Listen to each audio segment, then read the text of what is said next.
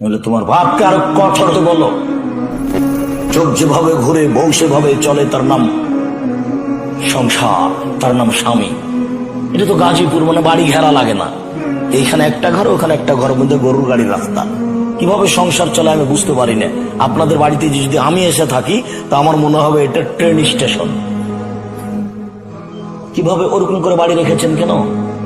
সুন্দর করে চতুর্দিকে ইট দিয়ে ঘেরবেন, গরিব মানুষ চটছালা দিয়ে ঘেরবেন, বাইরে একটা দরজা রাখবেন, আসসালাম আলাইকুম বলে ঢোকার। আপনার যে দরজাই নাই, আমি কোনখান দিয়ে ঢুকবো, সালাম দেবো কি করে? রাসূল সাল্লাল্লাহু আলাইহি ওয়াসাল্লাম বলছেন যে গরিব মানুষ, কোনো দরজা নেই, তো একটা পর্দা ঝুলছে।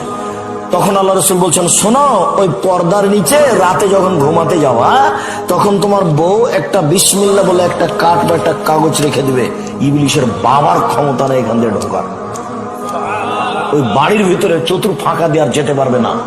এর নাম বিসমিল্লাহ, এর নাম নীতি। তা আপনার দরজাই নাই, যার জন্য আপনাকে সালাম দেওয়া লাগে না। আপনার সংসারটা কেমন জানেন? পশু প্রাণীর মতো। পশু প্রাণী থাকে খাই, জঙ্গলে আছে থাকে খাই, এটাও এরকম। এখানে খালি একটু নাতি নাতনি নিয়ে হাসি মজাক হয়। ইবনে আব্বাস রাদিয়াল্লাহু তাআলা আনহু বলেন, রাসূল সাল্লাল্লাহু আলাইহি সাল্লাম বলেছেন, আইনানে লা তামাসসাহুমান নার, দুই শ্রেণীর মানুষ জাহান্নামে যাবে না। এক, আল্লাহর ভয়ে কাঁদে যে। দুই, আল্লাহর রাস্তায় পাহারা দেয় যে।